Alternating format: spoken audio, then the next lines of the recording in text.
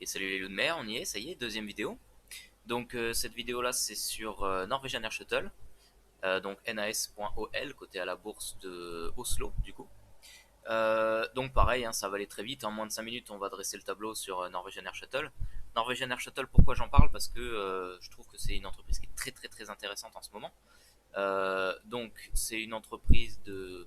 C'est un peu comme Air France en gros, mais pour la Norvège, donc d'aviation, compagnie aérienne, pardon. Et pourquoi c'est si intéressant que ça, Norwegian Air Shuttle, c'est que elle est au bord de la faillite. Enfin, elle était au bord de la faillite, et là, elle est en train de montrer des signes d'amélioration qui sont très nettes. Donc on va voir un tout petit peu plus tard, hein, puisque en fait, hier, ils ont publié leurs résultats du troisième quarter, et c'est plutôt bon, puisque enfin, ils recommencent à faire des bénéfices. Donc que l'entreprise engrange de l'argent, c'est très bien.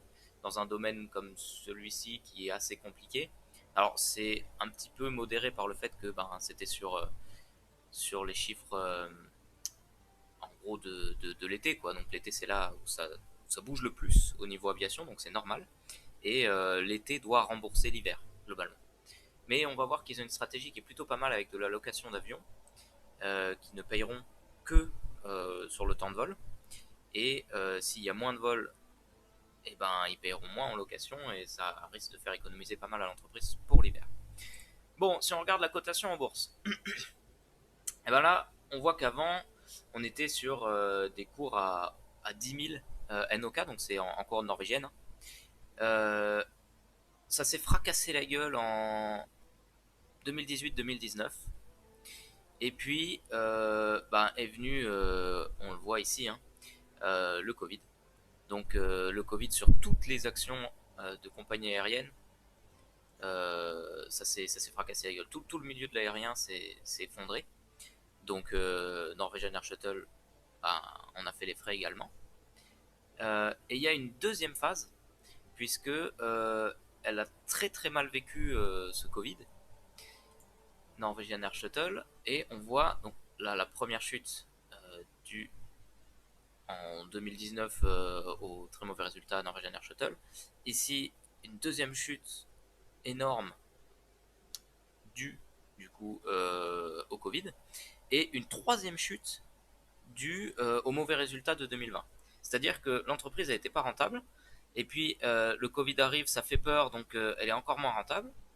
En 2021, bon bah on n'est pas super surpris, hein, mais il y a des publications de chiffres qui montrent qu'on est très mauvais et qu'on est en train d'engranger de la dette. Et en plus de ça, il y a eu une dilution d'actions. Donc là, ce qui s'est passé, c'est la dilution d'actions, principalement parce que l'entreprise était trop endettée et elle avait besoin d'engranger de l'argent en fait pour pas faire faillite, tout simplement. Donc voilà, là, pour éviter la banqueroute, ils sont passés de quasiment 60 à 10 NOK, donc ils ont divisé par 6 le prix de l'action. Et on voit que depuis, ça stagne. C'est autour de 11, 10, 9, 10, 11, ça descend, ça monte et ça tourne autour de 10. Aujourd'hui, l'action, elle a pris 4 à 5%. Hier, elle a pris 4% aussi, je crois.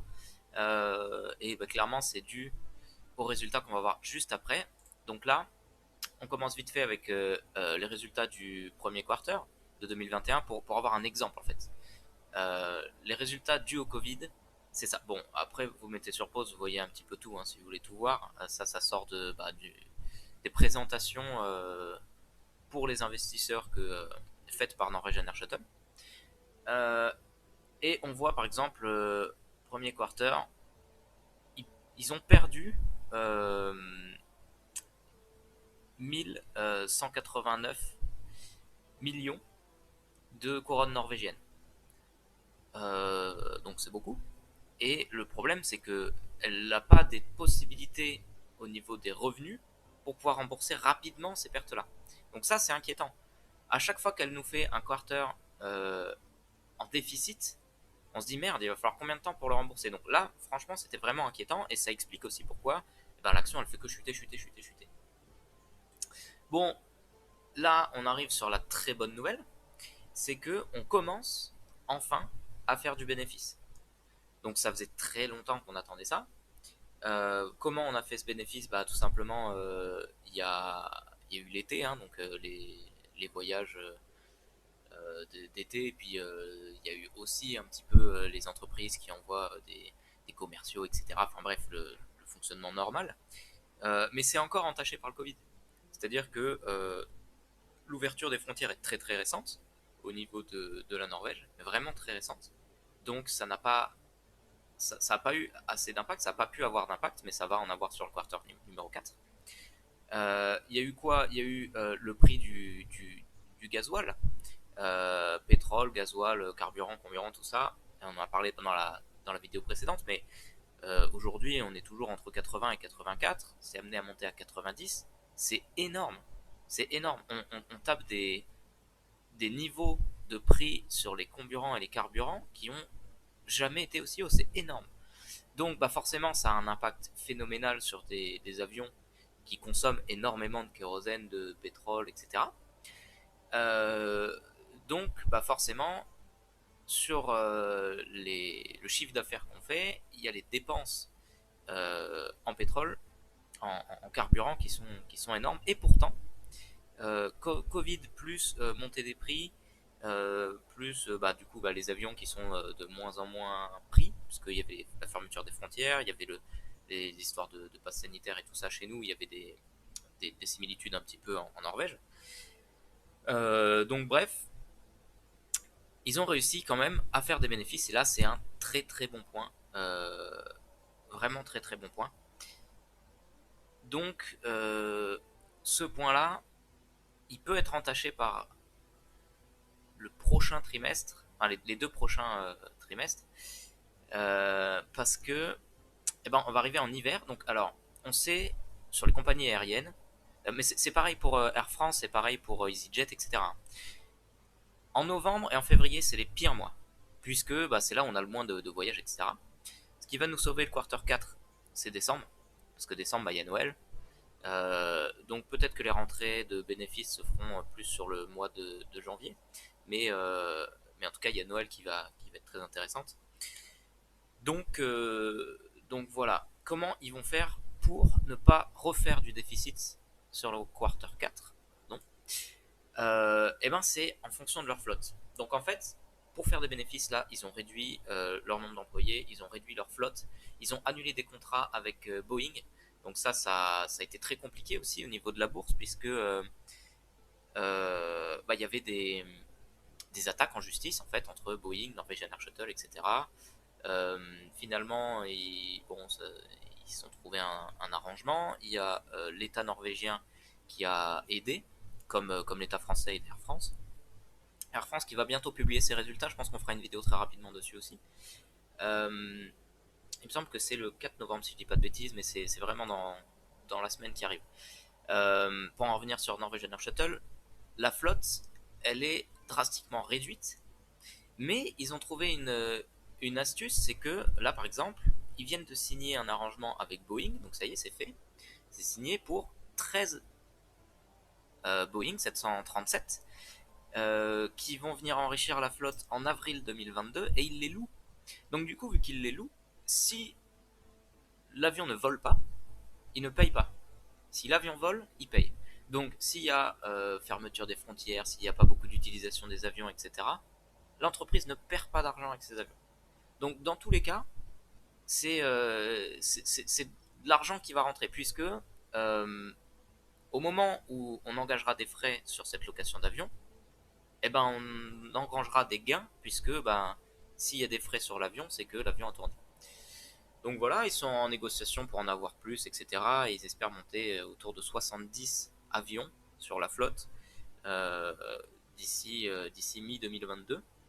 À savoir que les longs courriers ont été réduits, que c'est vraiment, elle tourne vraiment en rythme très très réduit par rapport à ce qu'elle tournait quand elle était à 10 000 Enoka, et franchement c'est normal puisque eh ben, elle est 1000 fois moins cotée en bourse.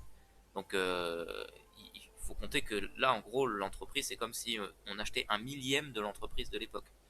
Et c'est quand même, enfin il n'y avait pas 1000 fois plus d'avions, mais bon, là, il y a eu le Covid, il y a eu machin, etc. Donc ça va remonter.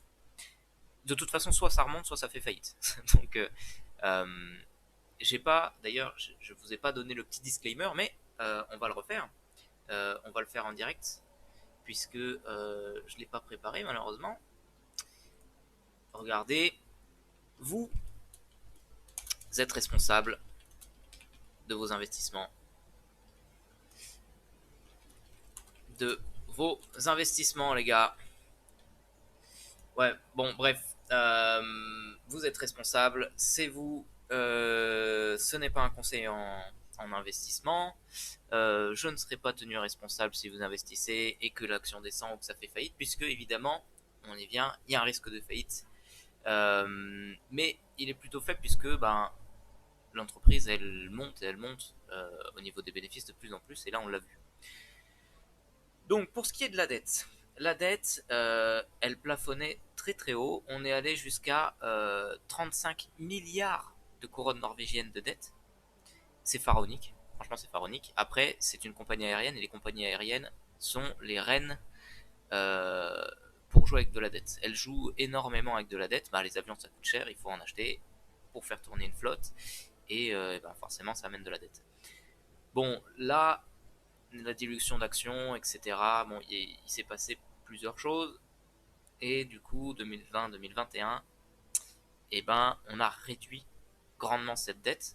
On a également réduit les capitaux propres de l'entreprise. Donc malheureusement, ça reste plutôt mauvais. Mais ça s'améliore énormément. Et bah, si on fait des bénéfices et qu'on continue de faire des bénéfices, la dette sera amenée à être réduite. Mais les capitaux propres ne risquent de pas énormément monter puisque l'entreprise s'est réduite au niveau des salariés, au niveau de la flotte, les avions ne lui appartiennent plus, il les loue, etc. On finit avec les bénéfices, donc on voit le graphique est pas totalement à jour puisque il prend pas en compte le dernier quarter puisque bah, il a été annoncé hier.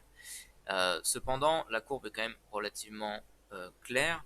On voit qu'on a déjà touché le fond.